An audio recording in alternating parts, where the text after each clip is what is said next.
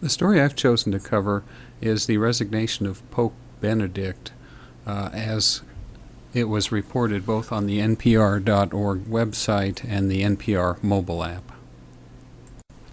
Benedict announced his resignation on February 11th, and since then there have been pretty much been daily news reports on it.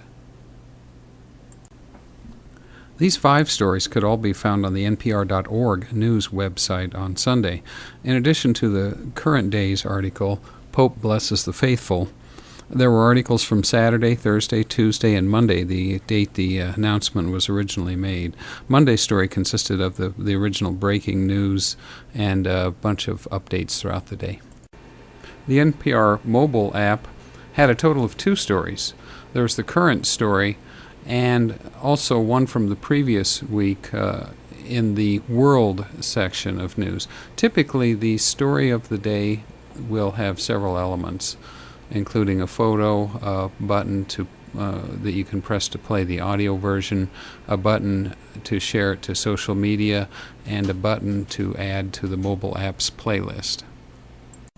Here's a comparison of how the story from Saturday about the bishops from Africa was treated on the website as opposed to the mobile app. So on the website, here's how the story was constructed. There was a text version of the story with 2 photos, contextual links related to stories, including the original resignation story and some background and context pieces. There were links to other recent pieces, links to related areas in npr.org archive section. There was an area for comments and a share button for Facebook, Twitter, and email. And this is typical of the way that stories on npr.org are treated. This is how the story appeared this is the top part of the story as it appeared on the screen. This is the middle part of the story with one of the photos on the side and a link to a related story. And if you scroll down, this is what you'll see on the bottom part of the story. Note the links on the left side to other related stories and the comment section toward the bottom. We'll contrast this with the story on the mobile app. On the mobile app, the Saturday's report on the African cardinals was 6th on the list of the latest stories. Typically, a story on the mobile app will include a headline, a photo at the top, and then a text version of the story. Underneath the headline, typically there will be, above the text, buttons for the audio version, a button to allow you to add it to your mobile app playlist, and a button to share it on Facebook, Twitter, or email. The text does not have any contextual links, as the stories on npr.org often do, and there are no links to related stories or archives on the mobile app. And here's how that story looks on the mobile app. Note that you can enlarge the photo if you want to click on it.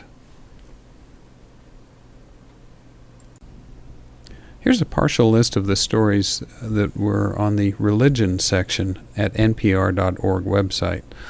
The mobile app doesn't have a religion section per se. The list of categories is more limited on the mobile app. This is the archive of Pope stories on the npr.org website. The mobile app doesn't have any archives.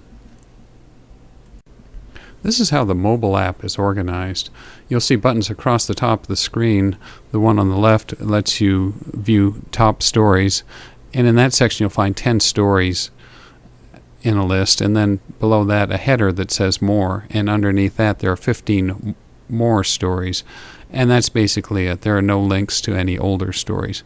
The second button across the top is for topics, and these topics include U.S., world, politics, business, music, science, health, technology, arts and life, and books. And then the third button across the top is for a newscast. You can listen to an audio version of the most recent hourly newscast. So if you click on the top stories button, which you see toward the top left, here's what you see. There's a list of stories. 4 stories will appear on the screen at one time, and then you can scroll down. Note that each has a thumbnail, a headline, and most of them also have a icon that links to the audio version. The next slide will show the page that you can view on the mobile app when you click on the topics button. Each one of these topics, when you touch any given topic, it will bring up a page, and that page will be organized similar to the way the top stories page was. There will be a list of 10 stories, each with a thumbnail, a headline, and most with an audio icon. Underneath that there will be a header that says more, and under that will be 15 more stories. There aren't any more lists for earlier days' stories, but under the more list, some of the stories are from prior days. They're not all from the same day. This is a view of the main topics page. You can see most of the categories listed there. So if you were to click on one of these topics pages, in this case the world news, this is what it would look like. Again, you see 4 stories on the screen, and you can scroll down to see further stories. And this is how an individual story will appear on the mobile app if you click on it. Notice the headline, there's a photo and a text, and in this case there's just a share button. Most of the stories will have a button to add to the playlist and also a button to listen to the audio version. So comparing the mobile app version of the stories and the web version, I think it becomes apparent that NPR intends for you to use the mobile app to basically stay connected, and the website more to actually provide a lot of information. There are more contextual links, there are more links to related stories and such.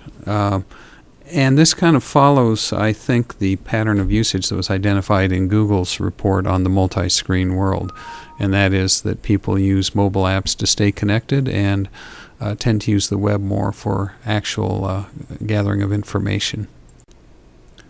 The way that stories are treated differently on the mobile site as compared to npr.org demonstrates some of Maida's laws of simplicity.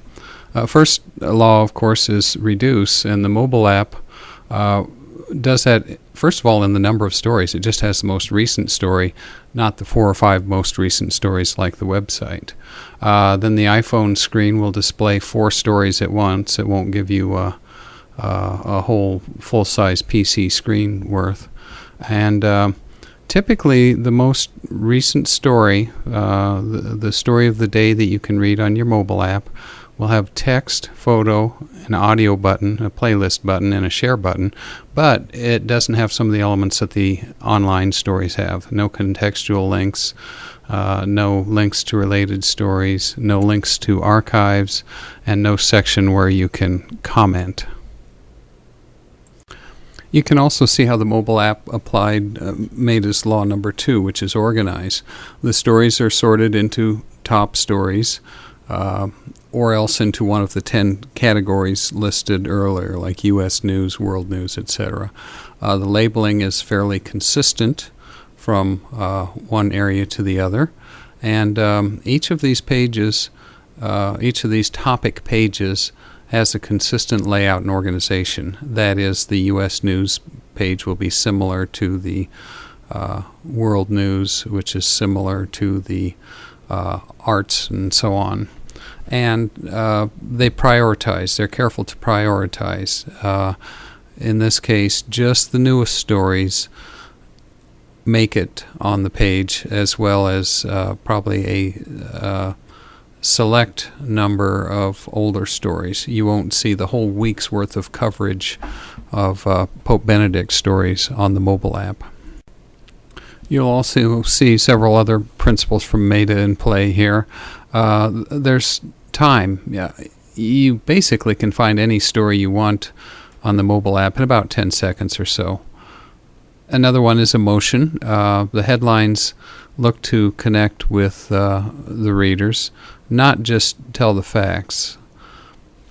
And finally, touch. Maybe this is kind of an evolution of what they call the iPod Gestalt in the book, in that they have a real simple interface. There's no mouse or no laptop touchpad between you and the screen. There's just an icon. You touch the icon and you see what you intend to see. So in comparing the website to the mobile app, the bottom line is that there are fewer stories on the mobile app. There is less. And the stories on the mobile app give you less. There are no contextual links, no links to related stories, no links to archives. But the trade-off is that this simplicity allows for an immediate connection to the news. You can find it quickly. You can get the latest. If you want more info, NPR says get thee to npr.org.